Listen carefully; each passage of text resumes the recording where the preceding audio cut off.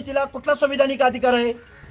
त्यामुळं हा GR संविधान विरोधी आहे, बेकायदा आहे, वेगवेगळ्या न्यायालयांच्या निर्णयाचं उल्लंघन करणार आहे, कोर्ट ऑफ कंटेम्प्ट आहे हा, आणि ओबीसीच्या आरक्षणाची झोपडी उद्ध्वस्त करणारा हा GR आहे. पण हे जर गॅझेट लागू झालं तर या सगळ्या लोकांना कसं ओबीसी प्रमाणपत्र कसं मिळणार आहे किंवा कसं पूर्वी प्रमाणपत्र कसं मिळू शकते? मुळामध्ये गॅझेट याला हे माझ्याकडे गॅझेट आहे. या गॅझेटमध्ये भौगोलिक परिस्थिती असते, तिथं पीक पाणी कसं आहे, तिथं सिंचनाच्या व्यवस्था कशा आहेत, कोणती माणसं राहतात, कोणत्या धर्माची राहतात आणि कोणत्या जातीचं, याचे फक्त स्टॅटिस्टिक्स असतात. या गॅझेटमध्ये कुणाची आडनावं किंवा कुणाची माणसांची नावं कुठल्या नोंदी नसतात.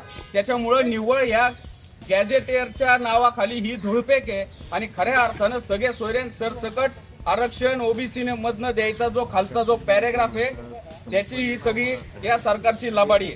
हे बघा, सर्व बांधवांना माझी विनंती आहे, पत्रकार बांधवांना माझी विनंती आहे, आम्ही महात्मा ज्योतिराव फुले आणि सावित्रीमाईंच्या